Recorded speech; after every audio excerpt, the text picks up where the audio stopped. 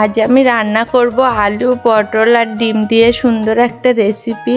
তো ভিডিওটি পুরোটা দেখতে থাকুন।